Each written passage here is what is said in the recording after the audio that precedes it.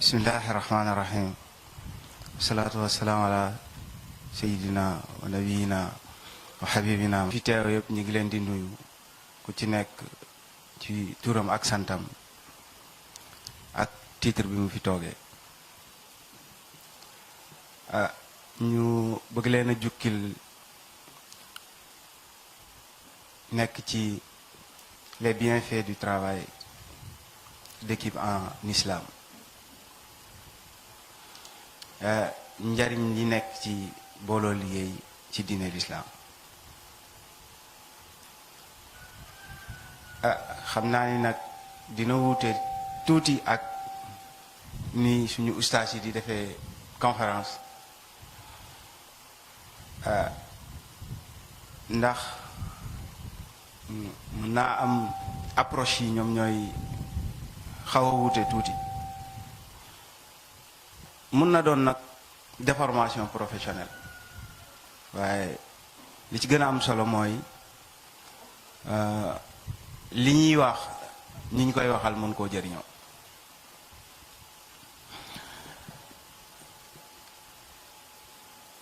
li ëpp ci discours bi dinañ ko jéem a traduire ci wolof mais essentiel bi ci français lañ koy def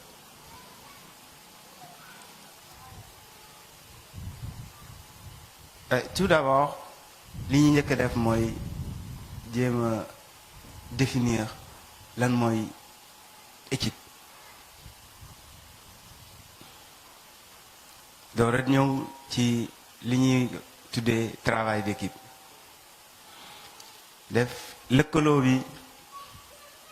ci taxawaayam ci diine l'islam ak nan la mën a jëriñee société islamique yi. Ainsi pour dire qu'une équipe est avant tout un groupe de personnes réunies pour porter en triomphe une cause. C'est un groupe de travail qui milite pour atteindre un objectif qui est la leur et qui est un objectif commun. C'est un creuset qui relie les personnes entre elles.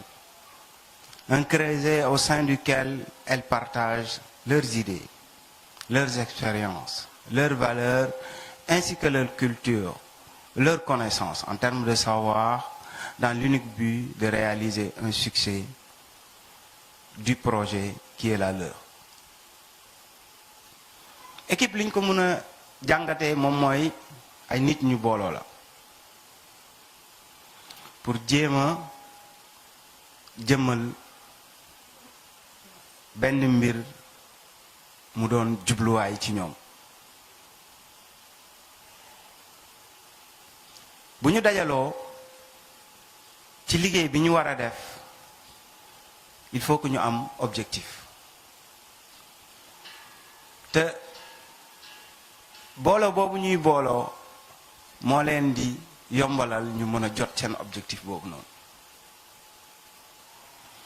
moo tax cadre la boo xam ni day dajale nit ñi ñuy jokkaloo ci seen biir di sottante ay xalaat ku ci nekk expérience yi nga dund nga koy séddoo ak sa morom yi nga bokkal groupe bi xam-xam bi nga wuti ji nga koy séddoo ak sa morom yi dund bi nga dund ci lenn ci sa jaar-jaar yi nga koy séddoo ak sa morom yi ngir yéen objectif boobu mu ngeen am ngeen mun koo atteindre ci ni mu gën a yombee. ku wax équipe nag wax nan la war a doxee équipe pour que mu mun a dox bu am njëriñ efficace foog mu am tërëlin te tërëlin bi day am ci base yu leer yu muy tegu. Une équipe doit reposer sur des bases définies, des bases très claires, avec un mode de fonctionnement. ndax ki nga xam ni day defar équipe jubluwaayam yépp nekkul lu dul dimbali ay nit bokkul ak ki nga xam ni day taxawal équipe boo xam ni jubluwaayam yépp wudul lu dul wut alal wala def ay bénéfice bokkuñu. donc règle de fonctionnement yi duñu bokk nu ñuy tëree nu ñuy tëddee. donc du ne saa yu ñu tegee équipe rek ñoo bokk façon bu ñu leen di tëralee déedéet façon mu tëralee nii bi bu ñu bokkee objectif ñoom ñoo koy bokk waaye bu ñu bokkut objectif rek façon mu tëralee nii bokkatuñu ko. équipe dafa war a am njiit ci bopp bi.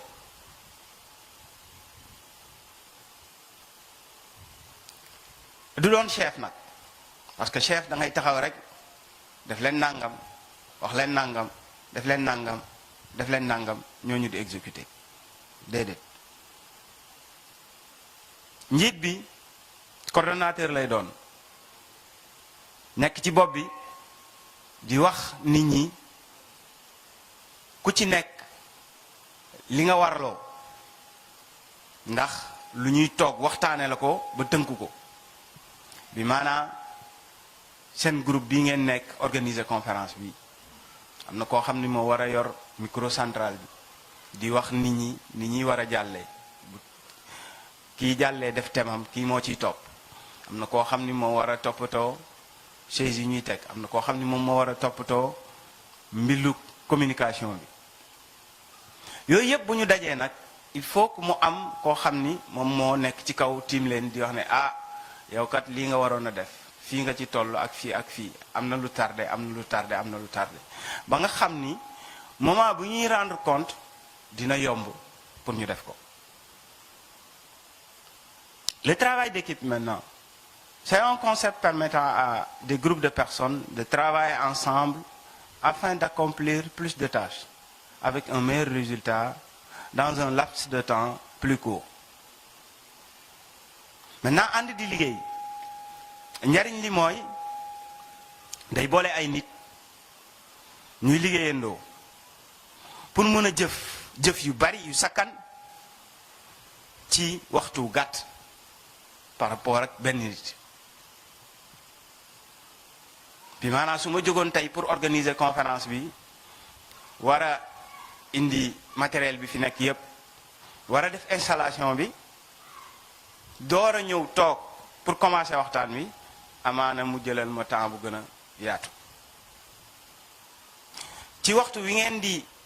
toog di xalaat bu doon kenn nit rek moom mooy toog di bind programme bi di xalaat ci thème yi di xalaat ci sous-thème yi bu boobaa mën naa am tey jii résultat bi nii du ko jur ndax partage idées yi partage tâches yi amul ndax benn nit moom mooy gàddu leen. Donc le travail d'équipe permet d'alléger les tâches parce que lu kenn nar a def bu ko fukk séddoo ku ci nekk dina woyof ci moom te temps bi muy jël pour def ko dina gën a gàtt. Le travail d'équipe permet d'être plus efficace ndax bu fekkee kenn nit moom mooy def liggéey bi yëpp su juumee mën naa am liggéey ba yëpp yàqu.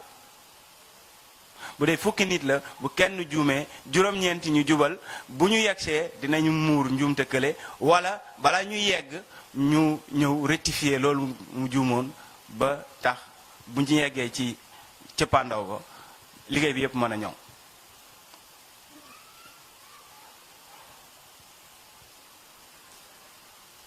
Comme ni ñu amee habitude di ko wax l'union fait la force doolekat mi ngi nekk ci mbooloo waaye mbooloo bi ci gën am ci njariñ mooy mbooloo muy jëf ju baax parce que l'union fait la force kat mun na doon couteau à double tranchant. ngeen ko dégg léeg-léeg ci wàllu justice ñuy wax association de malfaiteurs kañ dañoo boole seeni doole pour dem defi ji ay ñaawteef kon boobu mbooloo taxul ñuy wax amul njariñ li ñuy yitteel mooy ñi booloo pour liggéey boo xam ne day jur njariñ pour seen askan.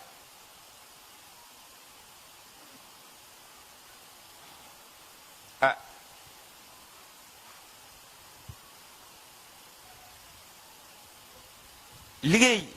ci biir équipe pour nga mun koo def foog nga nangoo déglu.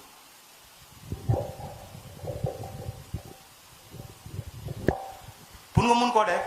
foog nga nangoo déglu.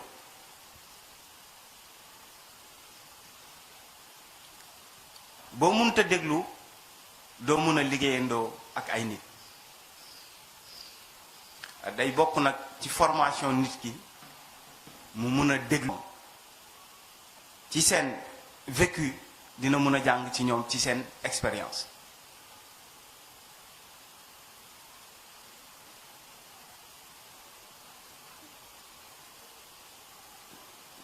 te bu ñuy dellu siwaat ci njàngale dinañ ko gis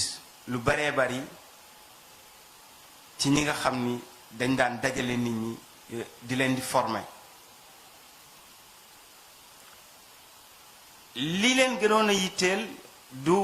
ku ci nekk ñu tëjoog yow ci ruq jox la liñ lay jox daal lay bàyyi nga dem.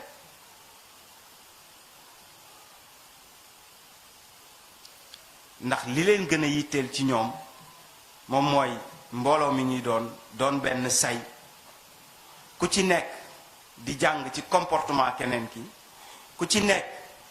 di jàng ci njuumte keneen ki ñu koy jubbanti, su ko defee yow bu subaa loolu nga mun ko éviter ba bañ a daanu ci mbir moom.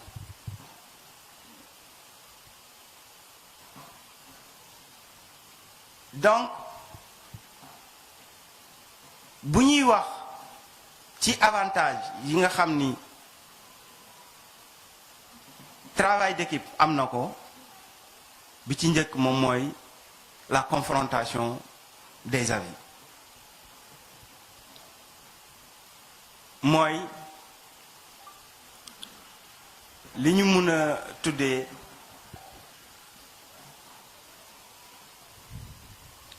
contradiction bi am ci diggante xalaat yi juddoo ci biir groupe bi. la confrontation des avis loolu moo ñuy permettre ba ku ci nekk li nekk ci yow ci xalaat nga mën koo génne, ñi ci des am déglu mën koo dékku génne seeni xalaat, ñu seet xalaat bi ci gën a rafet bi ci gën a ñoŋ pour mun a doxal mbir mi. boo nekkee ci biir équipe foog nga am yaatu dënn, parce que di nga wax xalaat yaakaar ni moo ci gën a rafet, sa morom jóg teppi loolu teg fa leneen. foog nga mun a déglu nag am yaatu dënn pour mun koo déglu pour njariñu groupe bi. ndax li gën a jafe mooy bu ngeen songee mbir bëgg koo def, ku ci nekk ci yéen wax benn xalaat yépp dëppoo fa saase ci départ. loolu moo gën a jafe ci groupe. waaye kenn rek ci yéen bu amee benn avis bu divergent ak masse bi, seen souci yépp moom moo war a nekk fexe ba ngeen convaincre ko ba mu ñëw rejoindre avis central bi. parce que bu isolé woo rek dynamique de groupe bi daf koy daal di yàq.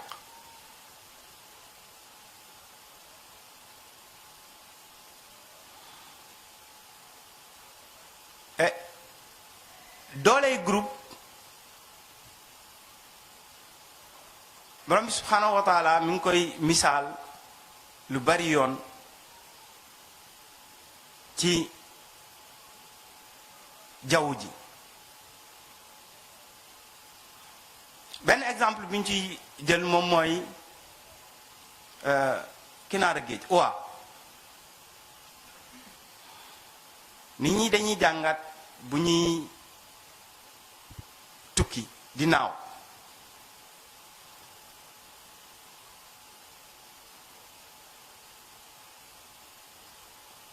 da ngay gis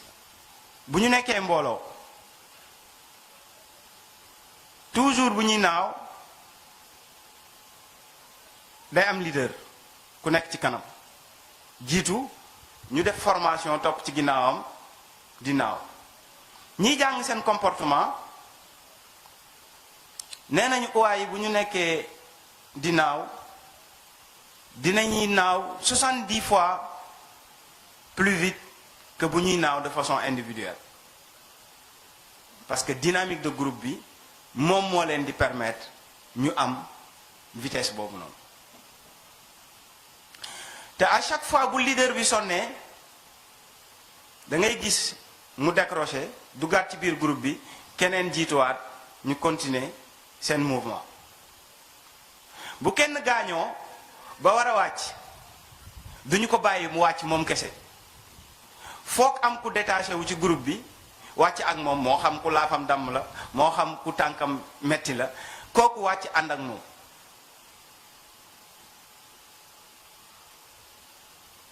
ba ci jàngale yonent bi sallallahu alayhi wa sallam mi ngi wax naan jur gi bu ñu nekkee rab yi bu ñu nekkee ci àll bi till yi dàq leen wala gaynde yi dàq leen maanaam groupe bu kéwél ñu daw tant que ñu ngi des ñoom ñëpp ci groupe bi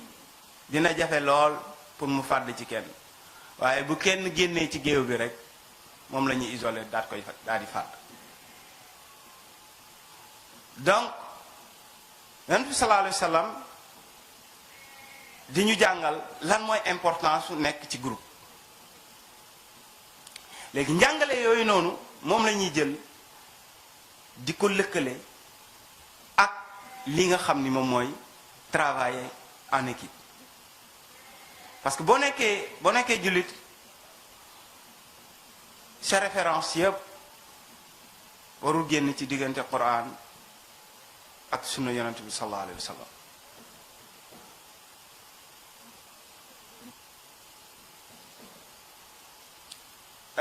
groupe aussi soxla nañ ci mu doon groupe bu am qualité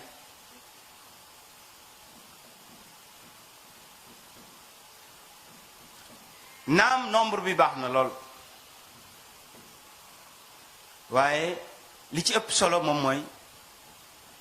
qualité bi boo mënee boole nag am quantité ak qualité xayrul waaye jafe na lool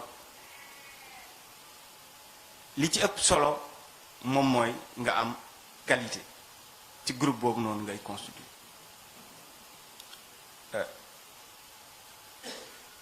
bu fekkee nag groupe bi nga am nañu qualité am nañ pas-pas am leader bu baax bépp objectif bu ñu song rek dinañ ko atteindre ci ni mu gën a gaawee te yaakaar naa ni am nañ ci illustration boo xam ni war naa dal suñu xel ñun ñépp muy xare Badar Yonent bi sallallahu alayhi wa sallam ak ñi mu àndaloon boo doon def seen nombre par rapport ak yéefari Màkka yi niñ leen ëppee woon waaye groupe bi dafa am qualité am leader bu baax loolu moo leen tax ñu atteindre seen objectif ci ndimbalu borom bi subhanahu wa taala donc loolu moo war a doon inspiration jullit ñi bu ñu ko delloo ci contexte bi ñu nekk nii nga dugg ci dëkku jullit yi ci réewu jullit yi da ngay gis ni njàngale yooyu noonu dafa mel ni lu fi xaw a ràpp ndax ñépp xam nañ ni fi mu nekk nii ci àdduna bi réew yi fi gën a tàng moom mooy réewu jullit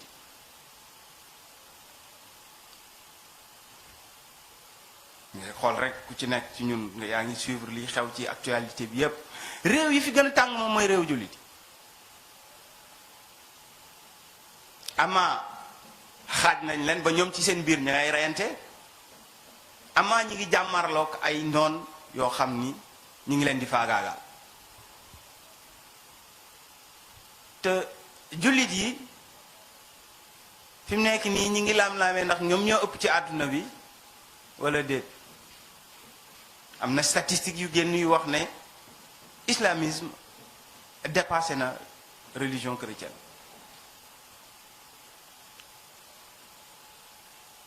waaw lan moo leen tere booloo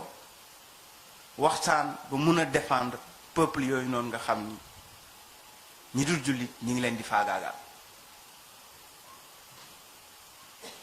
lan moo leen tere dajaloo ba mun a waxtaan ak peuple yi nga xam ni ay julliti kese la te ñu nekk di reyante bu metti ci seen biir?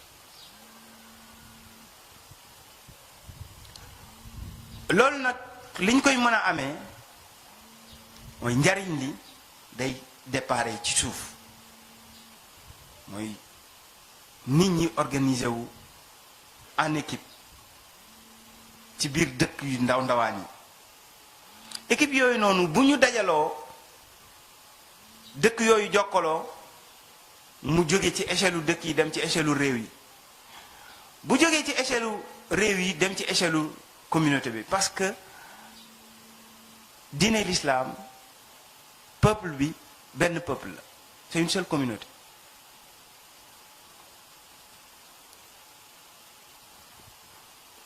Transversalité bi am na ba pare, li ñu dese moom mooy liggéey pour am verticalité bi.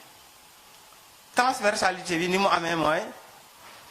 yonent bi sallallahu alayhi wa sallam moo jot islam ci subhanahu wa taala, jàllale na ko, ñépp jot nañ ci. li des moom mooy ñun ñu liggéey pour am verticalité. Verticalité bi ni ñu koy amee nag mooy jullit bi nekk ci Sénégal, jullit bi nekk ci Makka ak jullit bi nekk Palestine am même préoccupation.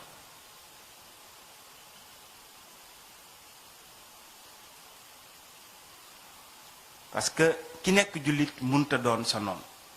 ala kulli haal. boo demee lëkkaloo ak keneen ku dul jullit nag te muy xeex ak sa noon, daa mel ni yow moomu yow yaay xeex ak jullit boobu noonu. mais loolu génn na de dépassé na de très loin li ñuy waxtaane, mais possibilité la rek bu ñu gis ci travail d'équipe en islam, bu ñu ko commencé à la base, résultat bi fi mu mun a aboutir. ba tey ci lëkkale bi ñu wax ne la coopération est une obligation en islam. mënuloo wax travail d'équipe, la coopération est une obligation en islam. boo demee ci suratul maida ci aaya ñaareel bi, ci jeexitalu aaya bi, yàlla ngi ñuy wax dimbalante leen ci jëf yu baax ak ngëm yàlla, te bu leen dimbalante mukk ci tooñ yàlla ak xëtt ay sartam. Entre-aidez-vous dans l'accomplissement des bonnes œuvres et de la piété, et ne vous entre-aidez pas dans le péché et dans la transgression. Donc, la coopération est une obligation fondamentale dans l'islam. Et on ne peut pas parler de travail d'équipe sans la coopération. bu ngeen ne da ngeen di booloo pour liggéey te mënu leen am coopération ci seen biir, liggéey ba du dem. déjà mbooloo ma day tas, waxantuma la ak ngeen di liggéey. donc bis bu ngeen jógee pour bu noonu ñëw ci Quran dal na ci seen kaw. léegi nag charte mbooloo liggéey door a dal ci seen kaw. donc quelque chose de fondamental sur la coopération. La confrontation des avis. Le développement des compétences.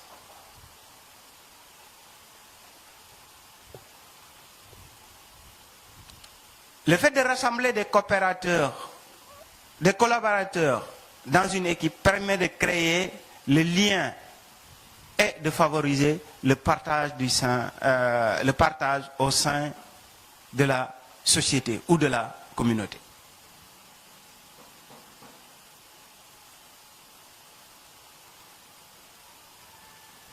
Boy defar groupe pour ñu liggéey li ci gën a am solo moom mooy waxtu bi ngay constituer groupe bi bu fekkee ni da ngay constituer benn groupe boo xam ni ñépp dañoo mel ni man jànguñu lu dul économie njariñ la du bari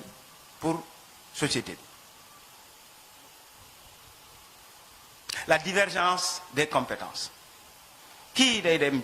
jàngi ji histoire, kii spécialiste hadith la, kii spécialiste Coran la,